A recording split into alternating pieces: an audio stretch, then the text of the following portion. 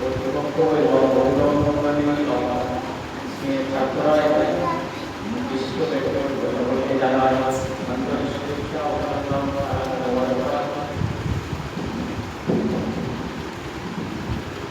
আজ 2026 সালের 15 আগস্ট आज থেকে আগে অর্থাৎ 2025 সালের 14 আগস্ট বা প্রত্যেকটি বছরের 14 আগস্ট ঘটনা পালন করে আসা আমাদের পাশের দেশ পাকিস্তান। তো ভারতবর্ষের আজকে এই স্বাধীনতা দিবস সম্পর্কে বলতে হবে যে পূর্বের দিকে ফিরে যেতে হবে। আমাদের এই ভারতবর্ষের অসংখ্য ভূমি অর্থাৎ আজকের বর্তমান বাংলাদেশ পাকিস্তান এবং ভারতবর্ষের অসংখ্য ভূমি প্রাচীনকালীন সমগ্র ছিল বলে অর্থাৎ তাদের উন্নয়নের বাতাবরণ তৈরি হয়েছিল বলেই আমাদের পরমাত্মা যে পরমাত্মা প্রায় ২৫ বছর আমাদেরকে ভুগতে হয়েছে। কেননা আজ বর্তমানে ভূগোলের একটা ব্র্যান্ড আছে যা সারা বিশ্বে পরিচিত।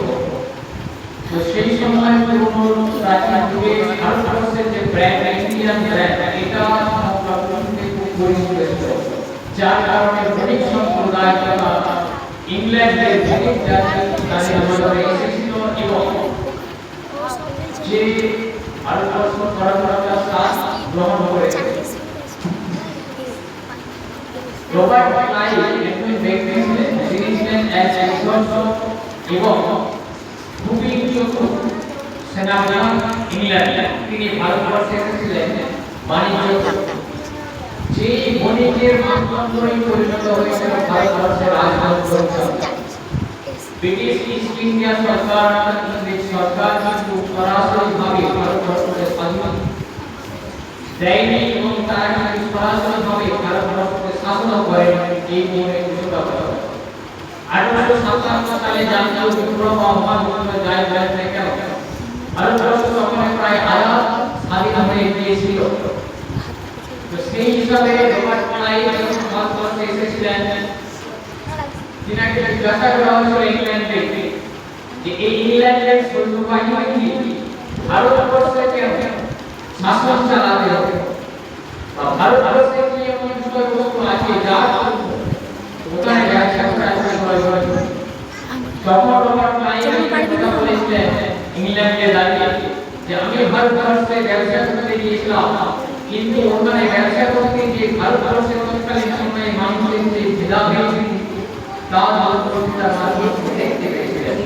যার ধর্ম বর্ণ বিভিন্ন বিভাগে মানুষ বিভক্ত ছিল, যার কারণে ভারতবর্ষে তাদের একটা দৃষ্টি পড়েছিল। এবং রবার্ট ক্লাইভ সেই ইংল্যান্ডের পার্লামেন্টে বলেছিলেন বাংলার মাধ্যমে একটা গ্রাম থেকে নির্মাণ করে আসছিলাম, সেই নির্মাণের সম্পত্তি এত পরিমাণে ছিল যে আমার জাহাজে চলে। তার মানে বাংলা এত পয়সা ছিল যে সোনা রূপা দিয়ে একটা গ্রাম পরিপূর্ণ ছিল যা জাহাজে ধরতো।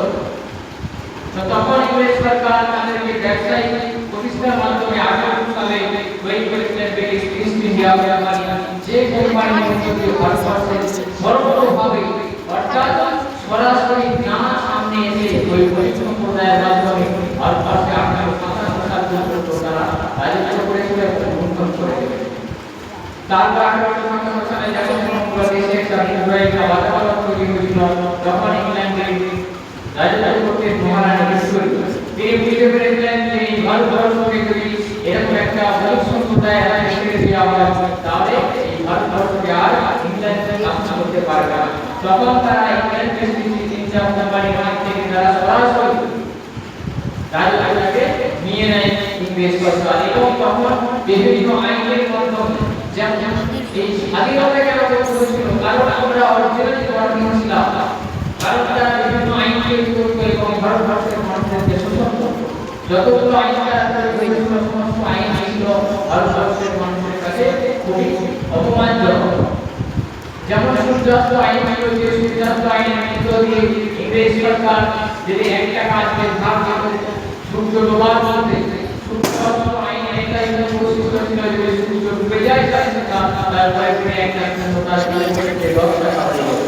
আমার দরকার তাহলে কিন্তু এই উত্তর না যেত, তাহলে আরো একটা সমস্যা তারা দিনের পরিমাণটাকে 100 টাকা বাড়িয়েছে। এইভাবে তারা অত্যাচারের হাতটা বাড়িয়েছে। তো নানা দিকে অত্যাচার অন্যায় অত্যাচারের মধ্য দিয়ে ভারতবর্ষের মানুষ বুঝেছিলেন যে এই সরকারের হাত থেকে যথেষ্ট পরিমাণে অত্যাচার গ্রহণ করে মানুষের জীবন নষ্ট হয়ে গেছে। সেই কারণে তারা নানা দিকে জাতীয়তাবাদী আন্দোলনের প্রচার বিস্তার করতে থাকে। যে জাতীয়তাবাদী আন্দোলনের প্রধান কেন্দ্র ছিল মাদ্রাসা এবং জাতীয়তাবাদী আন্দোলন এখন ভূমিকায় রয়েছেন এবং বিভিন্ন হিন্দু মুসলিম সেই বিষয়ে যথেষ্ট নানা ধর্ম মানুষের নির্দেশে তারা একযোগে ভারতবর্ষের স্বাধীনতা শুরু হয়েছিল, ভারতের আন্দোলন শুরু হয়েছিল, আইন আন্দোলন শুরু হয়েছিল এবং বিভিন্ন আইনের মধ্যে দিয়ে বেরিয়ে তিনটা সরকারকে 1947 আগে রাখা এবং সম্পূর্ণভাবে একই সময় প্রায় 1947 সালে ভারতবর্ষ স্বাধীন হয় এবং সূর্যের আলো পৃথিবীর মাটিতে পাকিস্তান দেশ থেকে আগে করার জন্য তারা স্বাধীন 9 আগস্ট এবং সূর্যের আলো 22 ঘন্টার বিস্তারিত করার আমাদের ভারতবর্ষ এবং এই সংক্ষিপ্ত বক্তব্যের মধ্যে দিয়ে আমি